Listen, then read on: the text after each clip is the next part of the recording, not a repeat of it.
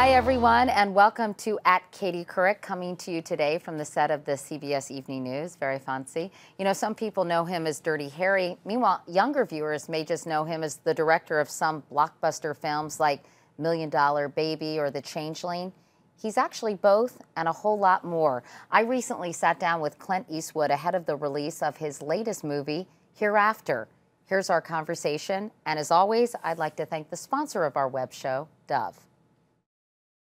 First of all, Clint, welcome back to CBS. Thank you. It's good to be back. Should we explain why I'm saying welcome back to CBS? This is where it all began. This is where it all began. Actually, see, Rawhide in 1959 was a CBS production. And I was under contract to CBS for 7 years. If it's Mr. Favor, you better start with me. I think about you in Rawhide, and I look at you today, and I think, wow, what an extraordinary career you've had. Well, it was a great time. It's been a good lark. I've had no complaints. A lark. Well, you've had such a productive life, and you've done so much, and you're still going so strong. You turned 80. I did. Last May. I did. And you didn't have to bring that up. Sorry. It's okay. Sorry. But you show absolutely no sign of slowing down. You know, I think if you enjoy what you're doing and you learn something new every day, of which I do, and then you're okay. If you keep busy, then the years don't mean anything. But if you sort of give up and just say, well, I'm just going to sit here next to a stream with a can of beer, then it becomes, you kind of say, well, you're just kind of giving up. I mean, that's nothing wrong with that. I mean, that sounds appealing at times, but not all the time. Let's talk about your latest movie. Hereafter. I don't even do this anymore.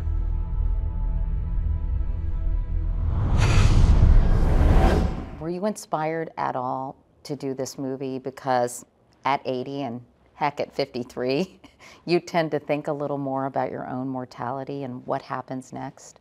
I don't know if that's the case. I've had several people bring that up, but I don't know if that's the case. I think I would have done this story at 40 or 35 because I like the story. Your brother, I'm telling you, he's really for real. You can make money doing this. For a while, had an office, a website, newspaper articles, even had a book written about him. So what happened? Couldn't cope. The scenes of the tsunami are pretty extraordinary in this movie. And I know that required obviously some special effects, but you kind of aren't a special effects guy in general, right? Well, I like it. I think it's a very great tool, but special effects are evolving so fast that now you can do some really good things. You are a notoriously low-tech guy, though. I understand that nothing bugs you more than two people having dinner on their Blackberries. Well, you see it all the time. It's amazing when you start seeing, you go to a restaurant and you see two people sitting across from me and they're going on Blackberries, and you wonder, I wonder if they're just texting each other, and they're only 2 feet away. But obviously they're not. You think, God, what a miserable life it must be. You cannot be, and you're just missing so much by just looking at a little thing and doing you're not really absorbing the atmosphere around you or the people around you. Not living in the moment. You're not living in the moment, and I don't know how you'd be able to be a writer or a director or anything or an actor if you were engrossed like that, because you would just never be in that moment. Let's talk about your directing, because it seems to me you're known now, today, more for your directing than your acting. Of course, your acting is legendary as well, but you've directed so many movies, I think 8 movies in the last 7 years. Do you enjoy directing more than acting at this point in your career? Absolutely, yeah. It was original plan 40 years ago when I did Play Misty. For me, I thought, I'm not going to want to watch this guy up on the screen that long, so I'll just direct a few films and see if I can do that, maybe you won't have to worry about that. Some people say that your film choices are a way for you to say to the world, there's a lot more to me than Dirty Harry. Dirty Harry was fun. It was fun to play. It was, at the time it came out, people were having thoughts that maybe the interest of the accused was more important than the victims. You gotta ask yourself a question. Do I feel lucky? Well, do you, punk? It was great to do. I mean, it's far out and stylized, but that was then. Now is now. Go ahead. Make my day. How many people come up to you and ask you to say, go ahead, make my day? Quite a few. Is it annoying? It's not annoying, but I don't say it. You don't? No. Would you do it for me? You'd be tough to resist. Okay.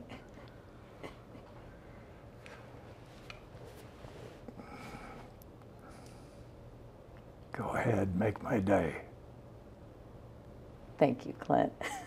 You know, I get to interview a lot of accomplished people, but even just looking at all the titles of your movies, it's really just a wonderful collection of films. And when you look back on your movies, do you have one that really struck a chord for you? You must have some that stand out more than others.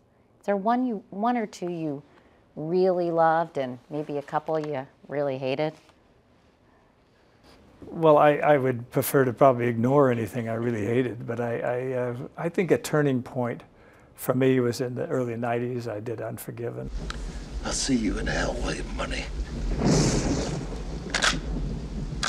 Which was, I had done other Westerns and other genre films, but that picture took a different, it was a very interesting script and a way to do characters in a Western that was quite a bit different. Then through the 90s, I did A Perfect World, which I enjoyed doing, you know, up through Bridges in Madison County and all that kind of stuff. And then, but in the 2000s is where I just, I was doing things that were quite a bit different, even to the point where I'd take the invasion of Iwo Jima and do it from the Japanese point of view as well as the American point of view, because I just felt that as I studied the American point of view, I thought the Japanese soldier, all kids, you know, there's young kids, 15, 16, 18 years old, being sent to an island and said, defend this island and don't plan on coming back. I figure that psychologically that'd be a tough call, a tough addition. And I think now at this point in history, it was a time when you could kind of discuss it from the other person's point of view. And so I think that was a picture that I enjoyed doing. And we started from scratch on that one, didn't have a script or anything, just the idea. And everything kind of fell into place. And Million Dollar Babies and stuff, you know, these are all hard sells. Mystic River, they were hard sells because they weren't in the genres I was involved with in the early days. And, you know, everybody says, well, who the hell wants to do boxing movies, lady boxing movies, you know, of all things. And there was another lady boxing movie that had come out that hadn't done well, but it was a pretty good movie. I said, but this isn't a boxing movie. It's actually a father-daughter love story. And you know, but you try to sell those things. It's hard to sell sometimes, even after you've done a lot of movies. But eventually you sell them, and then when they come out and they do well, and you're pleased with that. I can't imagine that many of your movies at this point are hard sells, if you believe in them. Some of them are. I mean, not really. I mean, but they're some of them are harder. Some of them, okay, we'll do it, but do it at half that price, or no price. So you end up going back and say, hey, I just want to make the movie. So we'll, if it does well, you can pay me at the other end. If it doesn't, then nothing ventured, nothing gained. What are the real clunkers that you look back on and think, ugh, kind of cringeworthy? Any? What was the one with the orangutan? Well, that was a big hit. Right turn, Clyde.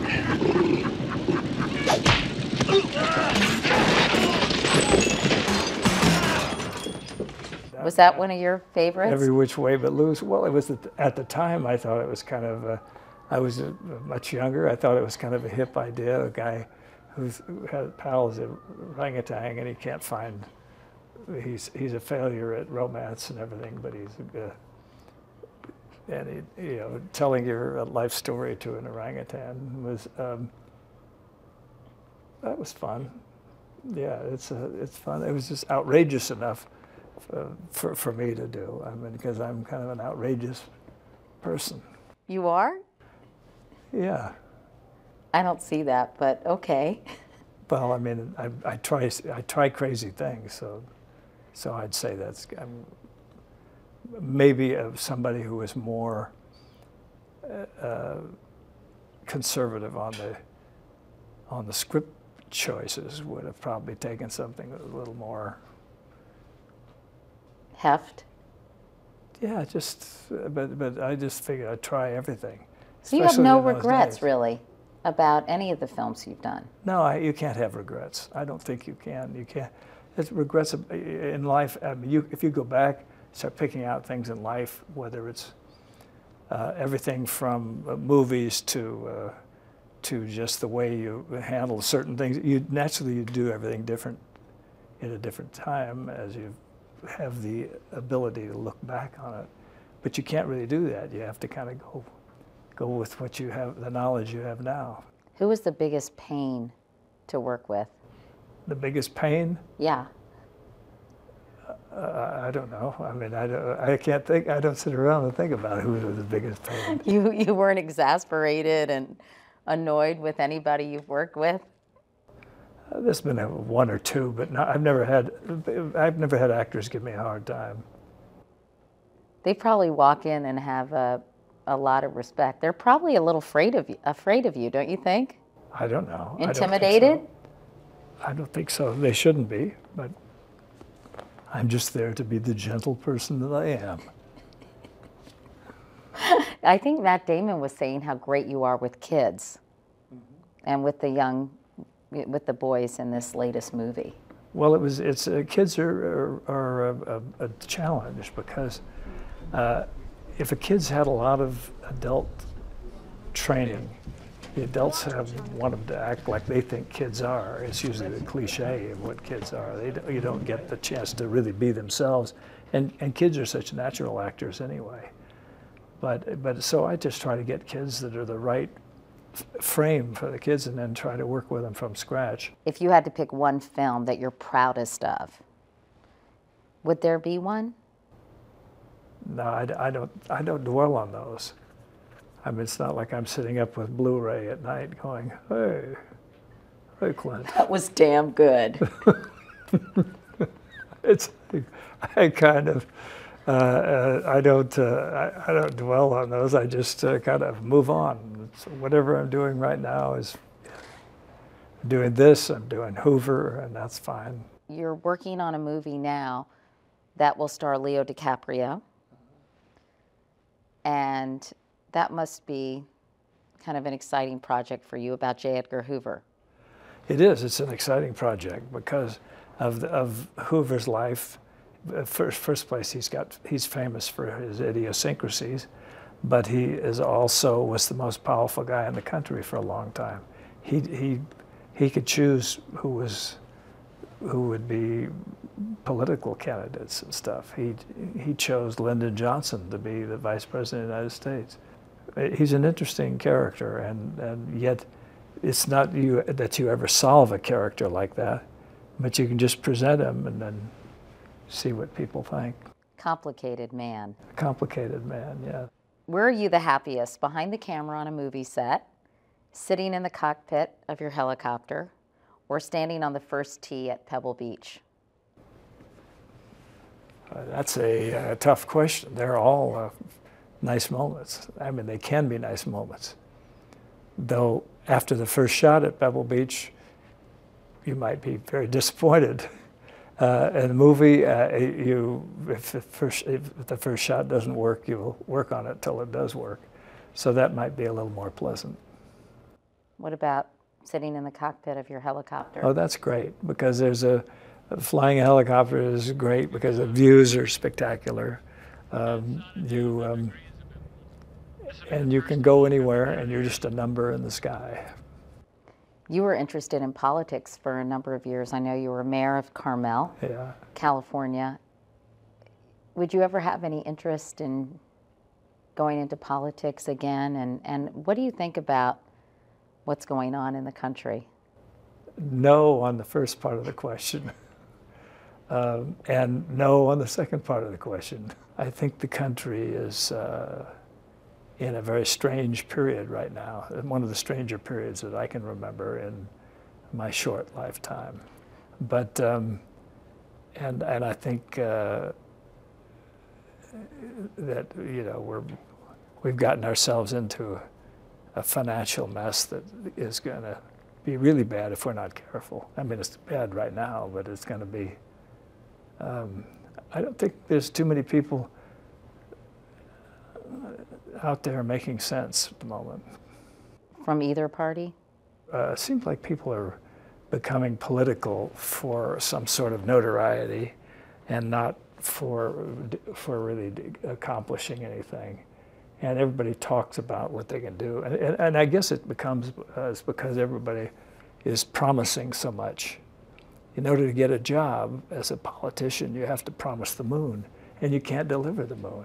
If you come out and you're honest and you say, you know, I can't give you all this stuff, but I can make I can try to make a more organized government for you, whether it's state, county, city, or federal. And if that works out, fine. But you can't just say that, because people go, now, everybody, what are you going to give me?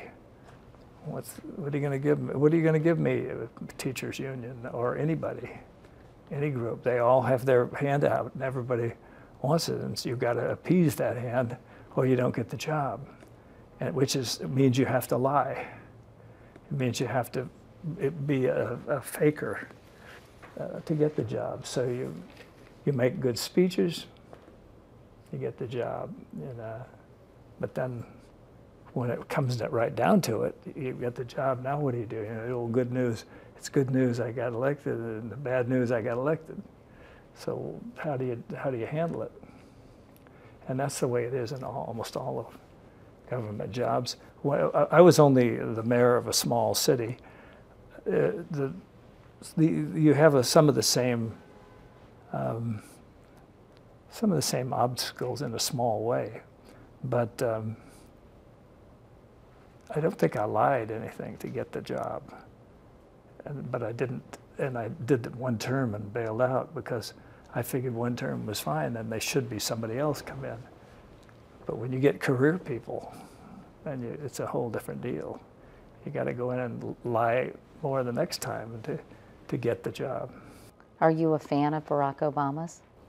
You know, I think he's a nice fella, and I enjoyed his watching him come along, and I enjoyed watching him campaign and win the job. But I'm not a fan of what he's doing at the moment. Why? Because I just don't think he's governing. I think he's gotten bad. I don't think he's surrounded himself with the people he could have surrounded himself with, and he's doing just what we were talking about. He's having to just lay out a certain line of that and hope people will believe it, so he can stay in the position. I don't think there's anybody I see out there, or many people, that have that kind of discipline, that are willing to really take a chance on losing. Do you think there will come a time, Clint, when you say, you know what, I'm going to pack it in. I've done a lot of great films, and now I'm going to just sit by that stream and drink that can of beer? Maybe, but I don't see that sign right now. But I might be. There might be a time when I do that. But not anytime soon. I don't think so. You never know. I mean, you just don't know. You get to a certain stage, you just don't know what you're going to feel 20 minutes from now. You might say, I don't want to do this. I don't want to go here or go there. It's it'll be something you'd have to think about for a long time. What do you hope people will say about your career and the things that you've been able to do?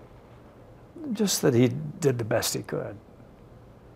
That I never sloughed the job. Thanks so much for watching, everybody. Remember, you can follow me on Twitter. My handle is @KatieCouric, and you can see all the episodes of this web show anytime at all at cbsnews.com. And now stay tuned for a message from our sponsor, Dove.